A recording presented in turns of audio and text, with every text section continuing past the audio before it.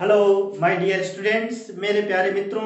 आज हम UGC net जून 2020 की तैयारी के सिलसिले में मैथ्स का एक बहुत इंपॉर्टेंट और बेसिक टॉपिक एवरेज यानी औसत के बारे में डिस्कस करने वाले हैं। हम लोग आज की क्लास में सीखेंगे कि औसत कैसे निकाला जाता है और औसत का हिडन कंसेप्ट क्या है। क्योंकि आप देख रहे होंगे कि मैथ्स में अगर सिलेबस में एवरेज दिया हुआ है तो क्वेश्चन एवरेज से पक्का रहेगा ही रहेगा।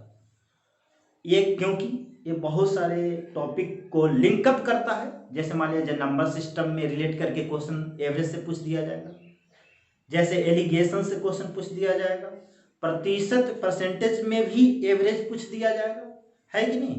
फिर आपका आयु संबंधी प्रश्न में भी बहुत सारे ऐसे क्वेश्चन हैं कि बिना एवरेज के क्वेश्चन आपसे नहीं बनेगा, मतलब एवरेज का बेसिक कंसेप्ट चाहिए ही चाहिए। और आप लोग तो यूजीसी नेट के एप्लीकेंट हैं तो आपको ये भी पता है कि जो डीआई आता है 5 क्वेश्चन जो 10 नंबर, बहुत किन्हीं के लिए आसान रहता है, किन्हीं के लिए घातक सिद्ध होता है।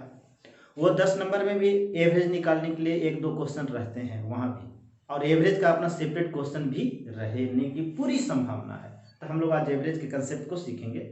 और जो लोग हमारे चैनल को सब्सक्राइब नहीं किए हैं वो सब्सक्राइब कर लेंगे, प्रवीण सर रिसर्च सेंटर, ताकि आपको अपडेट आता रहेगा और आप इसकी तैयारी करते रहेंगे। चलिए, बहुत बेसिक तरीके से हम लोग सीखने का प्रयास करेंगे एवरेज का, है ना।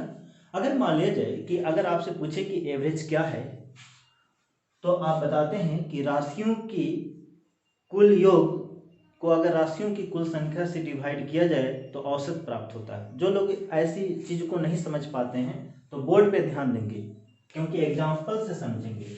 चलिए देखें यहाँ पे, जैसे मान लिया जाए कि अगर आपसे कोई पूछे कि 5, 10, 15 का औसत क्या होगा, तब आप औसत निकालने के लिए क्या करते हैं कि 5, 10 और 15 तीनों को जोड़ते हैं और तीनों को जोड़कर क्या करते हैं 3 से डिवाइड करते हैं। यानी अगर कोई पूछे कि बताइए 10, 20, 30, 40 और 50 का औसत बताइए, तो आप क्या करते हैं औसत निकालने के लिए क्या करते हैं 10 प्लस 20 प्लस 30 प्लस 40 प्लस 50, इन पांचों को जोड़कर किससे डिवाइड करते हैं, संख्याओं की संख्या यानी 5 से डिवाइड करते हैं। इससे ये पता चला कि औसत जो है वह क्या है, राशियों का कुल योग बटे राशियों की कुल संख्या। ये बात समझ में आ रही है। यानी इसका मतलब है कि सम ऑफ नंबर्स बटे टोटल नंबर्स। यानी हम लोग क्या करते हैं, यही काम करते हैं कि सबको जोड़ते हैं और जितनी संख्याएं हैं उससे हम लोग डिवाइड कर देते हैं, और यही चीज किताब में लिखा हुआ रहता है। इसको आपको प्रैक्टिकली समझने का प्रयास करना है। औसत के जो हिडन कंसेप्ट हैं, है ना, सोल्व करने का जो तरीका है उसको सीखना है। अब देखिए यहाँ पे औसत का दूसरा नाम जो है वह है मिडिल टर्म। दूसरा नाम क्या है भाई, मिडिल टर्म। इसको हिंदी में बोलते हैं क्या है, मध्य पद भी औसत का दूसरा नाम है। अगर इसी औसत को मेरे प्यारे साथियों, जब स्टैटिक्स में, मैथ का जो एक पार्ट है स्टैटिक्स यानी सांख्यिकी में जब पढ़ते हैं, तो औसत को दूसरे नाम से जानते हैं। किस नाम से जानते हैं, माध्य नाम से जानते हैं, मीन के नाम से जानते हैं। यानी अगर कोई स्टैटिक्स पढ़ रहा होता है और वहां कोई पूछे कि 5, 10, 15 का माध्य ज्ञात कीजिए, तो माध्य ज्ञात करने के लिए वही प्रक्रिया अपनाते हैं जो औसत के लिए प्रक्रिया अपनाई जाती है। ये बात समझ में आ रही है आपको। यानी इसका औसत का दूसरा नाम क्या है, मीन है। हम लोग अरिथमेटिक में पढ़ रहे हैं तो इसका नाम अंकगणितीय माध्य भी कह सकते हैं, अंकगणितीय यानी अरिथमेटिक मीन भी कह सकते हैं, कोई दिक्कत नहीं। ये बात समझ में आ गई। अब हम लोग इसको समझने का प्रयास करते हैं कि मध्य पद क्यों बोलते हैं, मिडिल टर्म क्यों बोलते हैं, है ना। चलिए शुरू करते हैं। अगर इसका औसत निकाला जाए तो 5, 10, 15 बटे 3, यानी इन सबको जोड़ते हैं तो 15 और 10 25 और 5 30, 30 बटे 3 कितना आया, 10 आया। चलते हैं इसका औसत निकालते हैं। 50 और 40, 90 और 30, 120 और 20, 140 और 10 50, 150 बटे 5 जोड़ने पर आएगा, यानी औसत कितना आएगा, 30 आएगा। 30 को आप देखिए कि यहाँ मिडिल टर्म में है, वाह। यहाँ पे देखिए 10 क्या है, मिडिल टर्म में है। यानी औसत क्या हुआ, मिडिल टर्म हुआ। लेकिन ये मिडिल टर्म में कब आप आसानी से कह सकते हैं, कब कह सकते हैं, इस बात को समझना है। तो इन गौर से इन दोनों एग्जाम्पल को समझ देखने का प्रयास कीजिए। ये जो दो एग्जाम्पल दिए हुए हैं, इन दोनों एग्जाम्पल में आपको एक बात पता चल रहा है कि जो संख्याएं दी गई है आपस में डिफरेंस क्या है, आपस में जो अंतर है वो क्या है, सेम है। यानी दी गई संख्याओं के बीच अगर डिफरेंस सेम है, डिफरेंस सेम है, तब एवरेज क्या हो जाएगा, मिडिल टर्म हो जाएगा। एवरेज क्या होगा बच्चों, मिडिल टर्म होगा, है ना। दी गई संख्याओं के बीच जब डिफरेंस सेम होगा तो औसत क्या हो जाएगा, मिडिल टर्म हो जाएगा, कोई दिक्कत नहीं। अब यहाँ पे थोड़ा देखने का प्रयास कीजिए।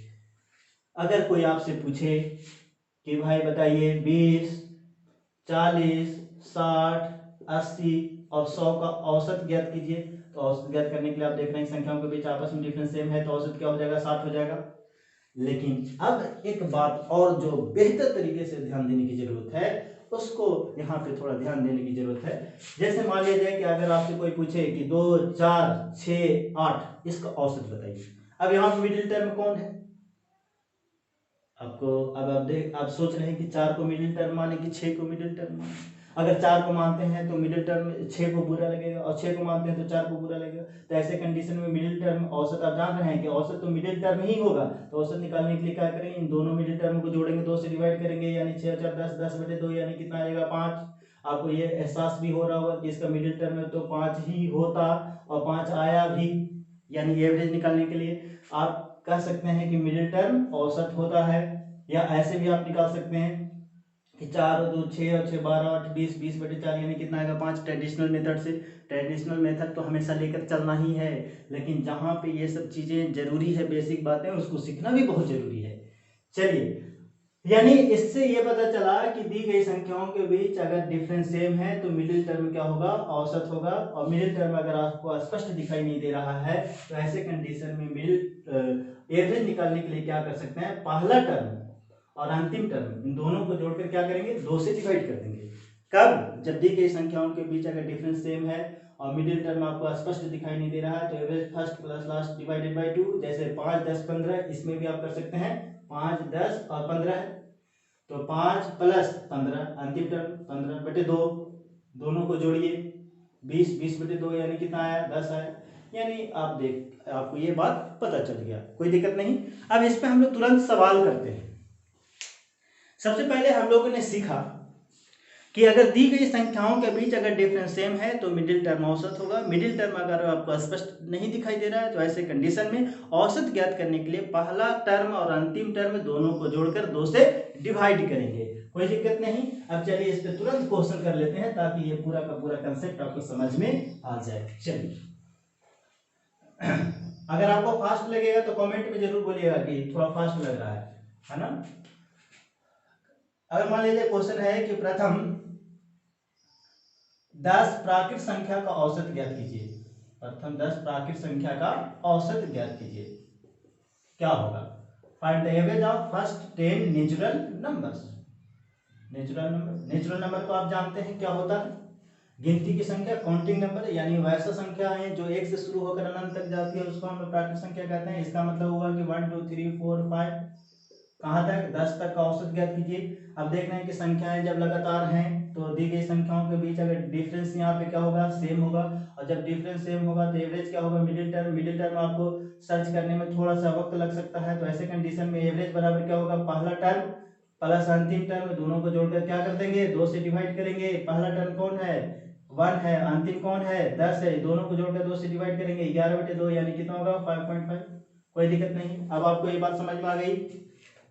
चलिए, अब अगला क्वेश्चन एक और, अगर मान लीजिए कि प्रथम 100 रहता तो ठीक इसी तरह से कहां तक लेके जाते, 100 तक लेकर जाते, और एवरेज क्या हो जाता है, पहला प्लस 100 दोनों को जोड़कर 2 से डिवाइड करते हैं, यानी 101/2 यानी कितना है, 50.5।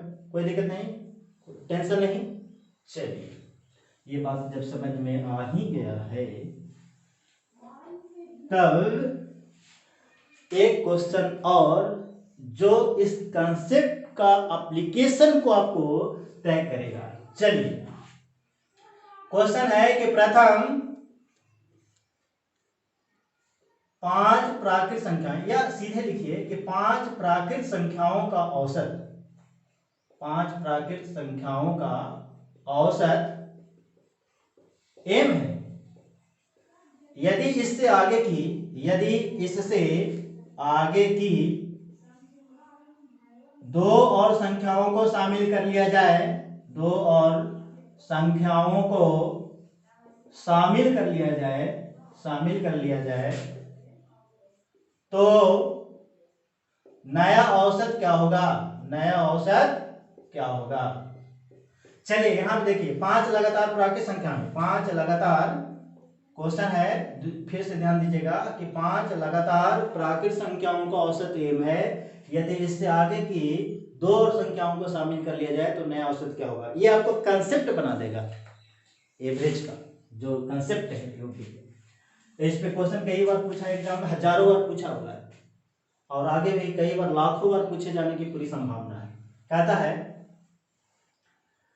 कि जैसे मान लीजिए इस क्वेश्चन को समझने, कंसेप्ट को समझने के लिए एग्जांपल समझते हैं। जैसे मान लिया जाए कि 5 लगातार प्राकृतिक संख्या है, 1 2 3 4 5 लेते हैं। हालांकि इसमें कहा नहीं है कि एक से ही लेना है, कहीं से भी आप ले सकते हैं, लेकिन चीजों को समझने के लिए ऐसा जरूरी है। 1 2 3 4 5, ठीक है। अब इसका औसत कितना दिया हुआ है?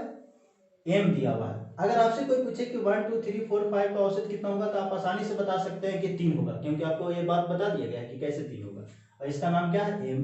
अब कहता है 1 2 3 4 5, कहता है इसके आगे की दो और संख्याओं को शामिल कर लिया जाए, यानी 6 और 7। कहता है इसका औसत बताइए। अब बताइए, केवल अगर ये चीज दिया हुआ है तो आप क्या बता सकते हैं? इसका औसत कितना होगा? 4 होगा, क्योंकि आप देख रहे हैं कि मिडिल टर्म है, यानी 3 से कितना अधिक है? 1 अधिक है। तो m के फॉर्म में ही लिखने पर तो इसका नाम क्या होगा? m प्लस 1 हो जाएगा। 4 को क्या लिखेंगे? m प्लस 1 होगा। कोई दिक्कत नहीं। इस पैटर्न पे अगर आपको समझ में नहीं आ रहा है तो यहाँ पे देखिए, अगर मान लिया जाए कि यदि सेम क्वेश्चन है और यदि इससे आगे की 4 और संख्या को शामिल कर लिया जाए, कितना? 4 और संख्या को शामिल कर लिया जाए, तो 4 और संख्या को शामिल करेंगे तो कौन हो जाएगा भाई? 1 2 3 4 5 6 7 8 और 9। अब इनका औसत बताइए, और इसका औसत क्या हो जाएगा? 5, और पहले औसत कितना था? 3। 3 से कितना अधिक हुआ? 2 अधिक हुआ, तो 3 का नाम m है, तो m प्लस 2 हो जाएगा। ये बात समझ में आ गया? यानी इससे ये पता चला कि यदि लगातार प्राकृतिक संख्याओं का औसत कुछ भी है, इससे आगे जितनी संख्याएं जोड़ी जाएंगी, तो आप उदाहरण के फलस्वरूप आप समझ रहे हैं, जितनी संख्याएं जोड़ी जाएगी उसके हाथ में औसत बढ़ते चला जाएगा। यानी अगर कोई पूछे कि 5 लगातार प्राकृतिक संख्याओं का औसत y है, यदि इससे आगे के 3 और संख्या को शामिल किया जाए तो नया औसत y प्लस 3/2, जितनी संख्याएं जोड़ी जाएगी उसका हाफ, यानी y प्लस 3 का आधा कितना होता है? 1.5। यदि अगर मान लीजिए क्वेश्चन पूछे कि ये 5 लगातार प्राकृतिक संख्याओं का औसत x है, यदि इससे आगे की 100 और संख्याओं को शामिल किया जाए तो y प्लस या x प्लस कितना हो जाएगा? 50 हो जाएगा। समझ में आ रहा है? कोई दिक्कत नहीं। तो ऐसे ही कंसेप्ट को आपको सीखना है, और थोड़ा भी फास्ट लगे जरूर बोलिएगा, और हमारे चैनल को जरूर सब्सक्राइब कर लीजिए, शेयर कीजिए, लाइक कीजिए, कमेंट कीजिए, कुछ भी कीजिए, लेकिन आप सीखिए जरूर, है ना।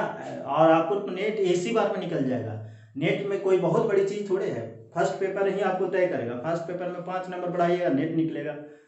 तो आप लोग सेकेंड और थर्ड पेपर को बढ़ाने के चक्कर में रहते हैं, उसमें कुछ होता नहीं है, वो तो एक लिमिट है, उसमें आप कहाँ से ज़्यादा कर पाइएगा। आपको अगर मार्क्स बढ़ाना तो फर्स्ट पेपर में बढ़ाइए, है ना। चलिए ठीक है, फिर मिलते हैं दूसरा वीडियो में।